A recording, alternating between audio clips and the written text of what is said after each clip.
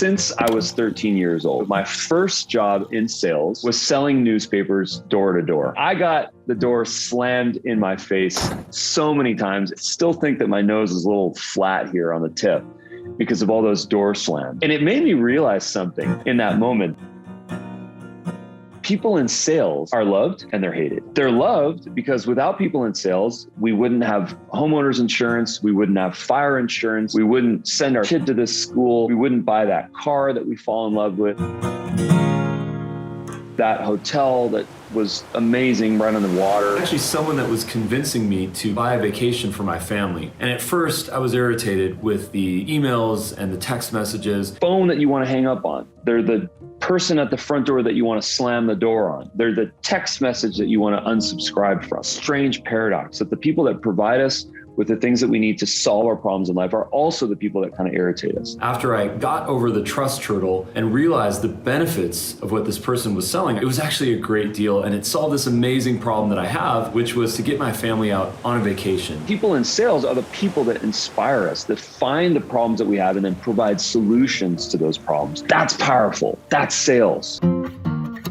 What we need to do is to focus on benefits and get ahead of the trust problem. Appeal to people's logic, appeal to people's emotions, and remind them that the benefits that they will receive from buying product or service that you're selling them could change their life. If you're enjoying this content and you want to support us, please put the word yes or your favorite emoji in the comments below so that we can tell YouTube that you're enjoying this content. Providing value. Now, when I say providing value, the thing about traditional philosophies on sales, it's actually not about providing value. It's about converting folks. It's about moving people down a funnel. There's this mantra where in sales, which I despise, and I think that it's one of the most damaging things that we can think about or even embody, which is that sales is a numbers game, okay? Because when you have that mentality of sales being a numbers game, you have 100 people, 5 of which are going to actually convert to a paying customer. What about the 95 people? I like to call this the value journey. Traditionally in sales, we look at a funnel where we only convert a small number of people on a path, let's say 5%. The problem with this model is that you leave 95% of the people out in the cold. When you think about your sales funnel, think about your universe of those 100 people, the 95 people that don't buy are actually the more valuable ones. Why is that? Because those are the people that become your community members. What is community? Followers to a podcast. It's subscribers to a YouTube show. The truth of the matter is that the highest converting leads that you have are the people you already have sold to because they're pre-framed, they're warmed up. The key here is not to just focus on that 5% of your conversions. It's to focus on 100% of the people that you're in touch with. Even if they're not going to be a customer today, they can still be a supporter. They can be part of the movement, a part of the community that you're building. And knowing that those 95 people out of that 100-person mix are one day become a follower, become a subscriber, share something on social media, become an evangelist, and say, hey, you know what? I didn't buy Dubb, but you should go check out Dubb. Everyone can create a community. You can start a podcast. You can start a Facebook group. You can start a LinkedIn group, which don't work very well. Facebook groups are much better. There's an open source platform called Discourse. We use Discourse for community.dubb.com. It works really well. A nice interactive forum where people can ask questions, people can consume content, people can become evangelists. That's a common theme here. Why community? Who signs the checks in business? Is it the company? Super Rad Company, LLC? Absolutely not. It's always a human being. Okay. It's always a person that says, here's a credit card. I'm going to enter it into this website. I'm going to give it to you in person. I'm going to cut that check. I'm going to hand it to you. I'm going to send it to you. I'm going to wire the funds. It's always a human being that needs to initiate the funds, which is why community is so important. It's because it puts the people first. The number one problem that we're looking to solve is trust. It is the biggest problem on the internet and in humanity, generally speaking. Okay. The reason why when we approach someone, whether it's in the jungle or downtown, or it's in a Zoom call, or it's in an email, the reason why we approach someone with a little bit of distance, with a little bit of protection is because it's a survival instinct. That's what we are engineered to do. It's to protect ourselves from stranger danger. So a salesperson is a stranger. So when we have a community, what we get is we get something that I'm going to talk about in a minute, which is transparency. When people have access to our lives, they feel like they can trust us. The unit economics of community building are phenomenal. And let's get into this topic here. Okay. Unit economics. Here's a crash course in 30 seconds. Number one, what is your customer acquisition cost? How much does it cost to acquire a customer? It's important to think about the blended rate here. Okay, here's how much I spent on Google and Facebook, but here's also what's free. People that came to us through evangelists, through word of mouth. That's your customer acquisition cost. Don't be hard on yourself and say your customer acquisition cost is only for paid media, because that's not fair. Because what you're doing is you're building content to attract people that doesn't cost money. And when I say it doesn't cost money, I mean paying money to, trillion-dollar companies. The social coefficient is for every customer that you acquire, how many additional customers are you acquiring? Okay.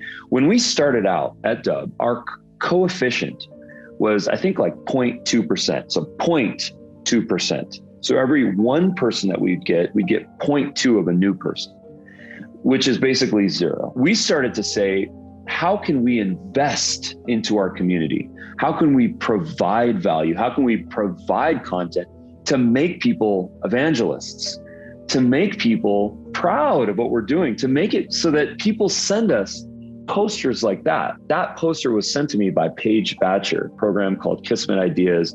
She sent me that, and when she sent that to me, it meant a lot to me. Customer acquisition cost gets decreased with your social coefficient. And what drives social coefficient is community. Let's get selfish for a minute here, okay? Because, hey, we work hard and we deserve it. Outsourcing yourself, if you read all those great books on leadership, they talk about this idea of outsourcing yourself. If I actually delegate my tasks, if I outsource my job, then there's something bigger and better for me, either at this company or at a different place or my own thing, right? By creating a community, what you can effectively do is you can outsource yourself. You're not the head of sales anymore. You're not the business development manager anymore. You're not the CEO anymore. You're simply a vehicle. You're simply a means so that other people can propagate a vision. In our case, a software platform. Our community, our Facebook group, community.dubb.com, comments on our social posts. That is where we hope to provide so much value that people want to come back and say, you know what?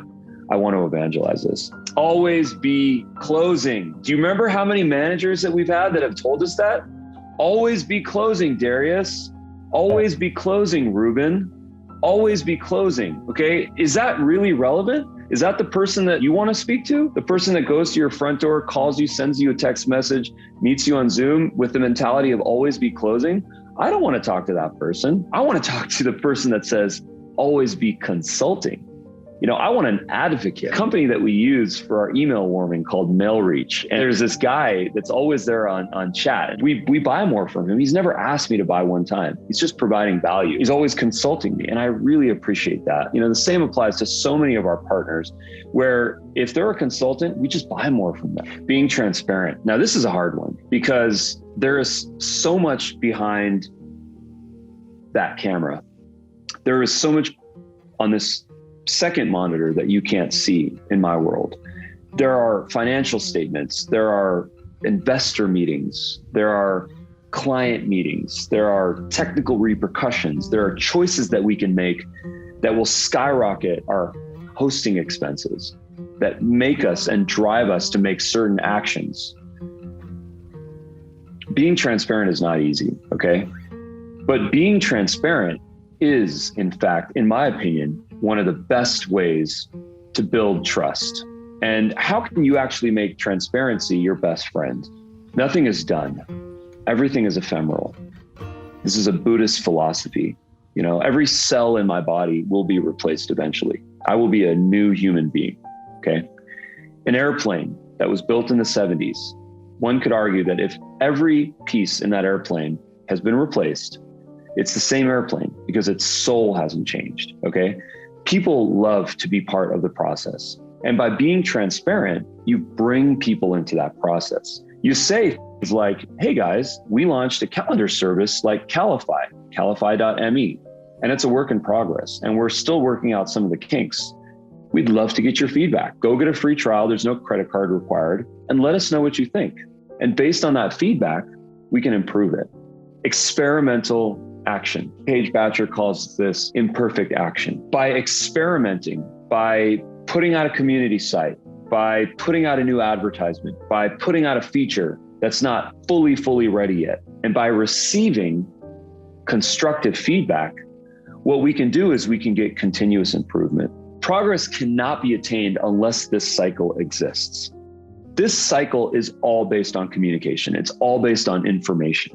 Okay. Without that information, we cannot progress. Giving empathy. Gosh, this one took me a long time to figure out, genuinely what it means to feel empathetic for another human being. What is empathy? Empathy is the ability to connect with others' struggles. And when people feel that empathy, when they feel like you really connect to them, that's when they trust, okay? Because they feel like this person has my back.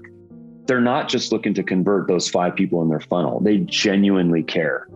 I am empathetic because I care about the human struggle, but I'm also empathetic because I am a results-oriented individual. I'm a problem solver. That's what I do. Every person has to find their path to empathy. And the way that I think that one can do this is to really go through that self-discovery process to understand what type of personality profile you mostly are. Understanding myself, I can understand other people better. Sharing content. Okay, here we are. We're sharing content, right? Meta moment. I want to share a quick story. Darius, head of sales, he and I were doing sales calls. We had this aha moment where we realized that if we actually convert our private sales calls into content opportunities, all of a sudden, not only do we build the connections, convey the information, do the listening in the session that we're having with those individuals, but we can also repurpose that content. And we invented something called the waterfall method, which is that long form content can generate short form content. So for example, this webinar is being recorded and we will repurpose this webinar. We'll put it on our social channels. We'll put it on the Dubb support channel, but we will also repurpose this. We'll cut out micro clips. We will create maybe a YouTube show from this. There's so many possibilities that we can do from creating content, which is outsourcing yourself, which is building community, which is providing value. I'd be remiss to not mention personalized video. Personalized video has changed my life. The most valuable videos that I've ever created is my booking link video. And it took me about 12 seconds to make. And the reason why it's so valuable is because it puts a face to a name. And when people hear me speaking and when they get some footage of what it is that I've built and what type of community that I'm building, it makes them trust me more. And as a result, I get many more bookings. And the show up rate is one of my favorite parts about doing this because people want to show up. They don't want to flake. The relationships that I've been able to drive by sending personalized videos, I can't speak enough about it. I sent a personalized video message to a CEO of a major franchise company last week, and I got a response back within minutes. So I encourage folks to figure out who it is that you're trying to communicate with, and then send them a personalized video. Everything that I'm talking about is about results here. It's about driving results through listening, through empathy, through communication, and of course, through community. Please consider subscribing to our channel for more content like this. And if you have anything to share with us, please leave us a comment.